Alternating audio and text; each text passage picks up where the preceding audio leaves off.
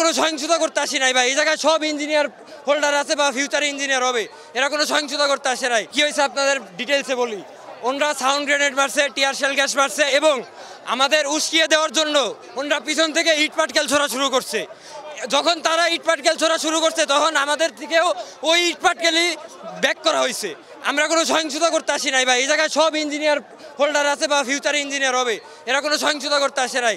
রাজশাহী থেকে আসছে, চিটাগাং থেকে আসছে, খুলনা থেকে আসছে ভাই, বিভিন্ন প্রযুক্তি বিশ্ববিদ্যালয় থেকে আসছে। এরা কোনো সহিংসতা করতে আসে নাই।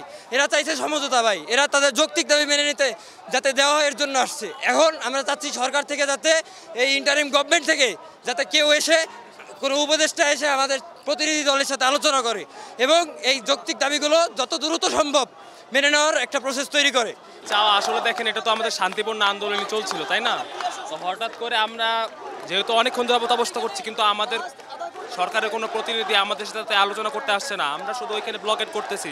এজন্য আমরা এই যমুনার সামনে যখন আসলাম, তখন বিনা উস্কানিতে আমরা একটু ভেতরে যখন কারোর সাথে আলোচনা করতেছিলাম, পুলিশ আমাদের কেন বিনা উস্কানিতে কেন আমাদের উপর হামলা করলো, একের পর এক সাউন্ড গ্রেনেড মেরে আমাদের শিক্ষার্থীদের ছত্রভঙ্গ করার চেষ্টা করলো। আমরা তো কোনো সহিংসতার দিকে আগাচ্ছিলাম না। আমাদের এখন অন্তত দাবি, আমাদের কাছে নিরস্ত, আমরা কিচ্ছু আসি না। এখন আমাদের একটাই দাবি, এই কেন আমাদের উপর সহিংসতা করা হলো, এবং আমরা চাচ্ছি যে যাতে কোনো সরকারি প্রতিনিধি এসে এটার একটা ব্যবস্থা, একটা বিহিত করেন।